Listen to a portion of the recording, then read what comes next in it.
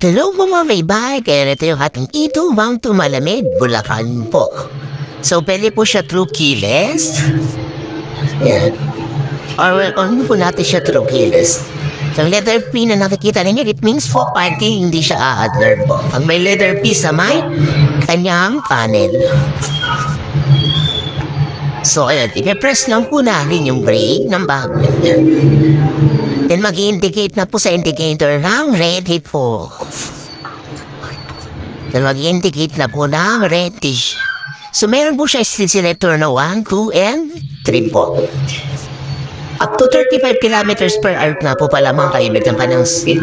So ayan po, meron siyang reverse camera. May Bluetooth speaker na rin po. Mayroon itong Bluetooth speaker.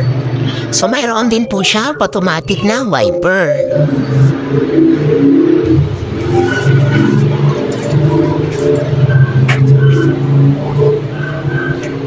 So ayan, upgraded na rin po yung kanyang side mirror. Meron din pong signal light bukod sa front signal light and back signal light. May footbrake din po.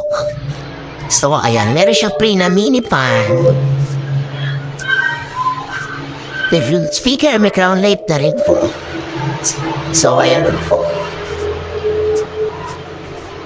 So, pwede po siya 2 to 3 seaters at tabak. Ayan.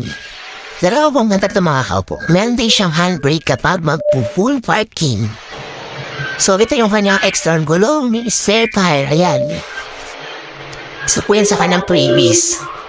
So, bubuksan ko lang po yung kanyang compartment para makilala ninyo. Pwede po siya maging cargo.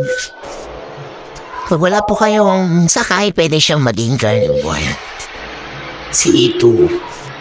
Additional previous po, meron siyang school bag, notebooks, pencils, ballpen, and nandun pong pencil case. Ayan, 1,000 watts motor po. 1,000 watts motor po, 60 volts, 50 amperes, kaya na mag-run up to 40 to 50 kilometers. 1 year warranty and lifetime service po si E2 unit. Kaya napakaganda. For more details po, kontak na po kayo sa aking page or sa contact number na nakapost sa ang timeline. Have a blessed day po mga kaibay.